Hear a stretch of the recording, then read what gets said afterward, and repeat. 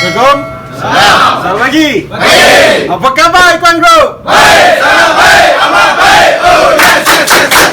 Khabar Foundation? Luar biasa. Fantasi. One day cookies. One day ikut. Oh, sing it beautiful. Who we are? I am ready. You are ready. We are ready. Okey, alhamdulillah.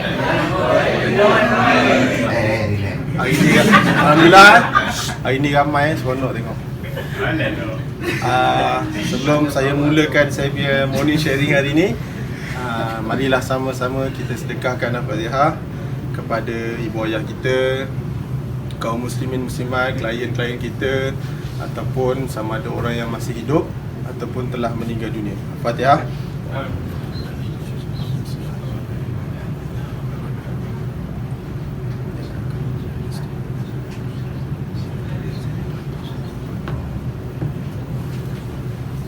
Amin.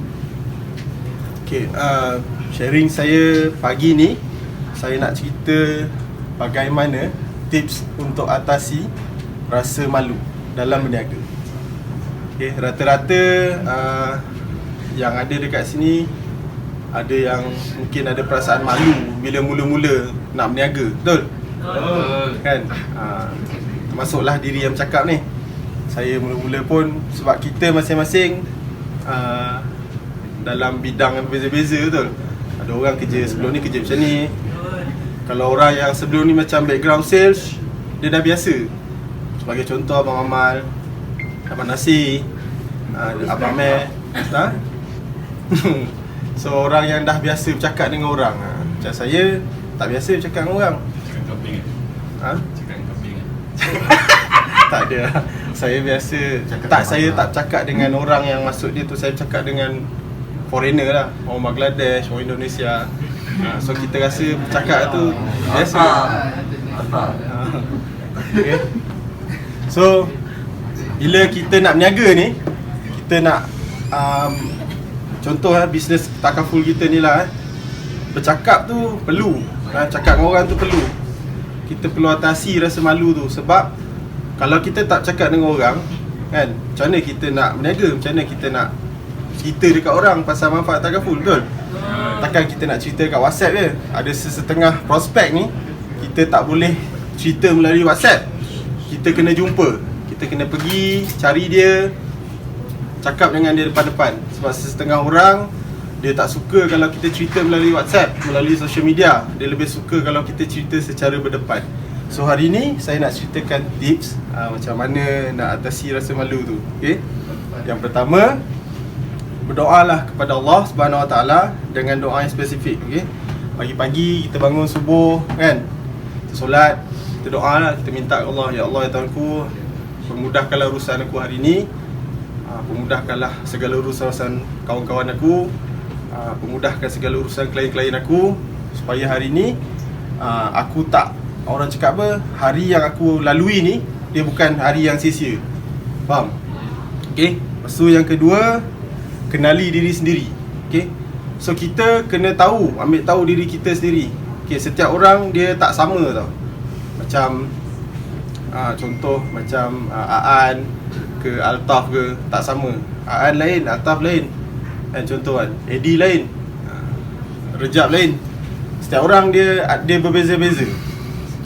So you kenal diri you, you tahu you ni jenis macam mana. Sebagai contoh saya jenis yang cakap kuat. Saya ambil contoh diri saya sebab saya dah biasa cakap kuat. So kita tahu kita nak buat macam mana bila kita jumpa orang tu, macam mana cara kita nak cakap dengan orang. So bila sebagai contoh you jumpa dengan prospek yang pemalu, boleh tak you cakap kuat? You jumpa orang yang pemalu, you boleh cakap kuat tak? Tak boleh kan, mesti kita kena kawal nada kita. That's why kenali diri tu penting. So you tahu diri you macam mana. Okay, you dah tahu, dan you jumpa prospek, dan you tahu apa you nak buat. So you tak perlu nak cakap kuat, you cakap dengan nada slow. Okay. Yang kedua, yang ketiga, tentukan minat. Okay, you join business ni atas dasar minat, selain daripada income.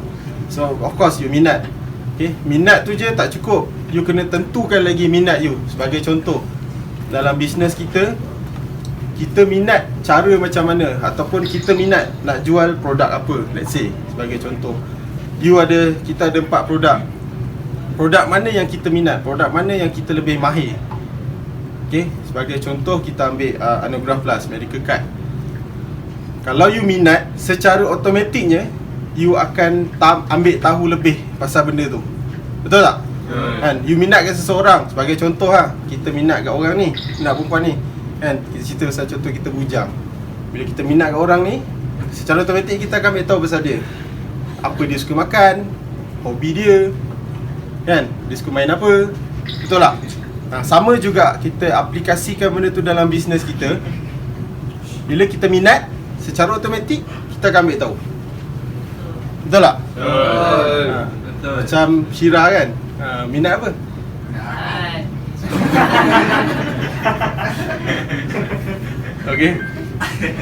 Okay, yang keempat, sekiranya anda seorang wanita dan masih mempunyai suami, sila minta izin suami terlebih dahulu untuk berniaga.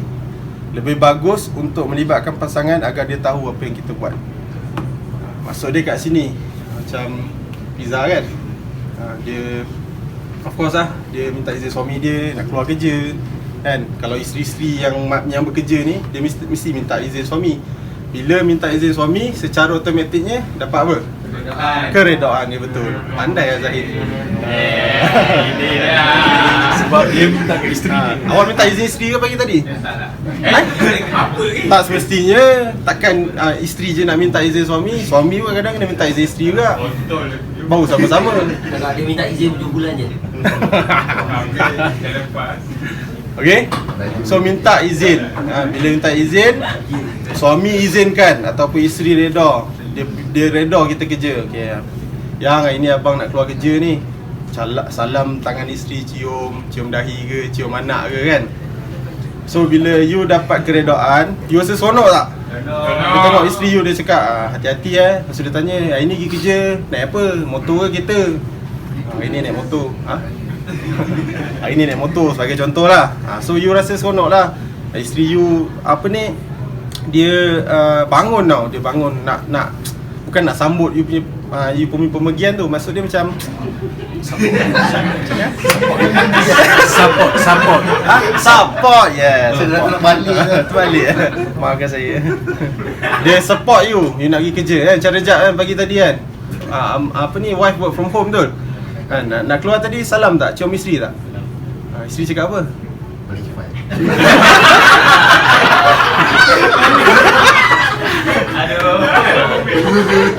Bi balik cepat biar ni itu. Seronok kan, kita rasa seronok kan. Bila isteri seronok, secara automatiknya kita pun seronok.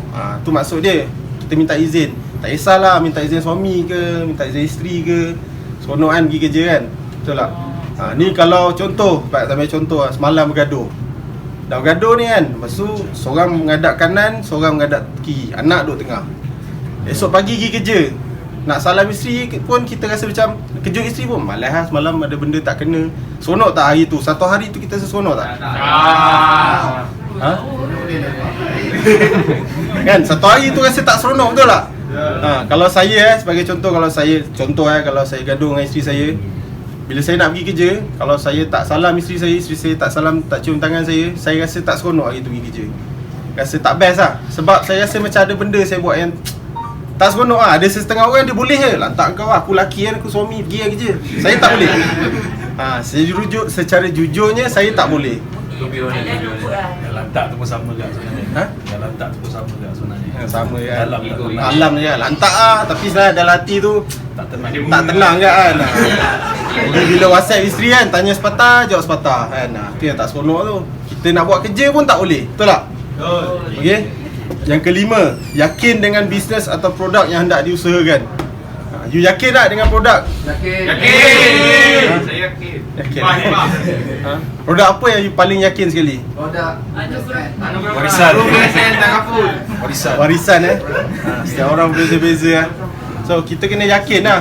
Kalau you tak yakin, sebab apa you kena yakin?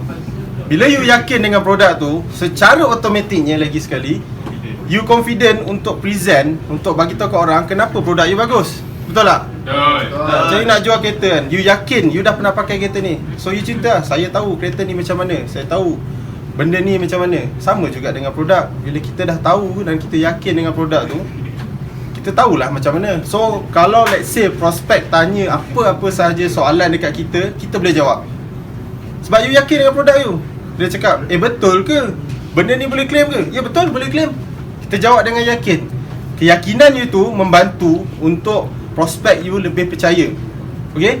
Kadang-kadang produk ni mungkin prospek ni dah tahu. Okay? Mungkin kenalan dia ataupun siapa-siapa je dah pernah ada produk tu, ataupun dia pernah nampak dalam social media ke apa ke. Once bila you datang, you yakinkan lagi dia bahawa produk you ni bagus, so you akan naikkan keyakinan dia. So benda tu bagus kan? Betul tak? Okay? Yang yang keenam, yakin dengan diri sendiri dengan sentiasa memikirkan kata-kata motivasi dan nasihat dari mereka yang sudah berpengalaman. Maksud dia macam senior-senior kita lah. Diorang cakap based on diorang punya pengalaman. Sebab apa? Diorang dah lalui. Saya suka dengar cakap orang cakap kan, belajar dari pengalaman orang lain tu lebih bagus sebenarnya daripada belajar pengalaman sendiri. Betul tak? Betul. Kita dah tahu orang tu dah pernah lalui benda tu. Dia dah rasa daripada A sampai Z, start dia join business. So dia cerita pengalaman dia dan dia cakap kita, saya tak nak kamu ulang kesilapan saya. So kita kena belajar dari situ. Betul tak? Bagus, Okay, yang ketujuh, tanamkan dalam diri yang anda nak bantu selesaikan masalah orang lain dengan produk tersebut. Jadi kenapa perlu rasa malu? Okay, maksud dia kat sini, you kena tanamkan dalam diri you, okay, yang you ni sebenarnya point you adalah nak bantu orang selain daripada commission lah. Okay, niat asal kita adalah untuk bantu orang. Betul tak? Ke sebab nak commission? Commission Asal commission. Asal commission lah. Tapi at the same time membantu orang. Benda macam Abang Mio nak bantu orang ke commission? Saya tanya seorang-seorang lah. Macam Fiza, join business ni, purpose you nak bantu orang ke ataupun semata-mata commission? Pasal saya nak tahu pasal insurans nak saya je mula-mula.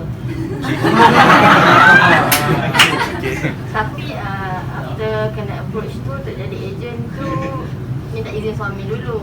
Barulah dia pujuk-pujuk baru saya cakap.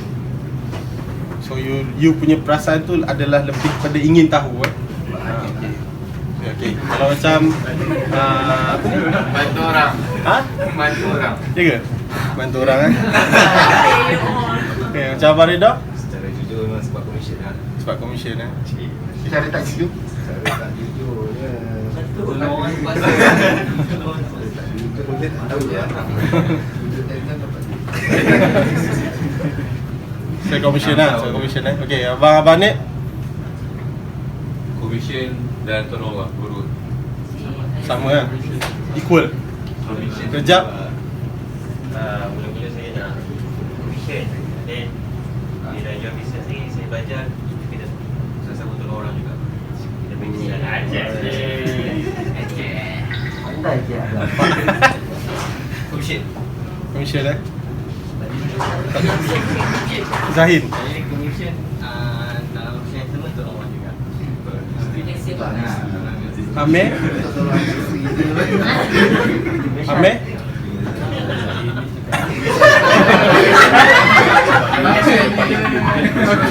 Amir kecil?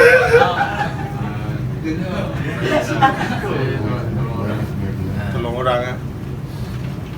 Abang Mio? Tak ada choice. Kedua-duanya saya support saudara. Sejujurnya saya memang tolong orang lah. Saya tak pandang commission. Altaf? Commission. Imi? Aan? Syira commission. Fatin? Eddie? Syafiq? Commission Adik? Saya tengok orang. Dia bukan bantu, tengok orang. Fine tu tengok kan. Tak perlu.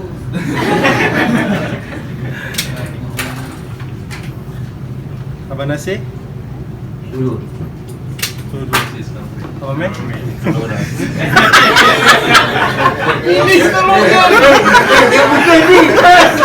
Tak, cara dia nak turun orang. Tapi nak ke belakang, kenapa? Dah tahu kena attack orang lagi ni. Okey, Abang Muhammad?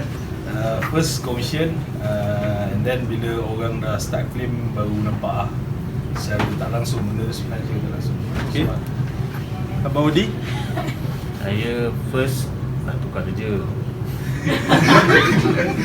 Lepas tu commission. Lepas tu dah lama-lama tu sebenarnya sebenarnya nak tolong orang juga sebenarnya.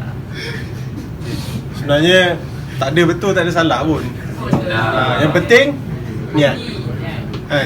Kan kamu buat kerja tu, penting tu niat lah. Memang kita nak commission, tapi dalam masa yang sama niat kamu, bila kamu buat macam tu dekat orang tu, kamu dapat income. Itu adalah reward. Itu adalah apa ni orang cakap apa, reward lah daripada usaha yang kita buat. Okay. Tapi at the same time, bila terjadinya apa-apa, sebenarnya kita ni bantu orang. Kamu tahu tak? Mungkin kamu tak sedar tau. Mungkin kita semua tak sedar kenapa dalam banyak-banyak orang kan, ramai orang kita jumpa kat luar sana ataupun kawan-kawan kita, pernah tak kita terfikir benda ni? Kenapa ramai-ramai orang aku yang jadi ejen? Pernah terfikir? Aku bukan pun asal daripada bidang ni. Aku tak pernah terfikir pun nak jadi seorang ejen suatu hari nanti. Tapi towards the end, kita ni jadi ejen. Mesti ada sebab, mesti ada hikmah dia. Macam saya, bila saya dah tahu benda-benda macam ni, saya rasa seronok lah buat kerja ni. Of course commission, sebab itu reward. Saya rasa itu self reward untuk apa yang saya buat. Tapi at the same time, macam you guys cakap lah, commission balance dengan bantu orang. Kita nak tolong orang. So bila kita tolong orang, betul lah tu. Okay. Dan last sekali, tanya diri kita sendiri, jika orang lain boleh buat, ni pasal yang tadi atasi cara malu jika orang lain boleh buat, kenapa kita tak boleh? Apa beza orang lain dengan kita? Mentality. Malas, mentality, subsidi, macam-macam lah. Okay, so kalau kita tengok orang-orang yang dah berjaya tak kisahlah mana-mana agensi pun, satu building ni kita kenal. So kita tengok orang yang berjaya boleh buat, kenapa kita tak boleh buat? Apa beza dia? Dia manusia, kita pun manusia. Dia ada 2 kaki, 2 tangan, 2 mata, kan? So kalau orang tu boleh buat, asal kita tak boleh buat? Ulang boleh kan? Okay. So saya rasa itu saja sharing saya pada hari ini. Abang Meh ada apa-apa nak tambah? Abang Nasir? Okay. Let's welcome Abang Nasir.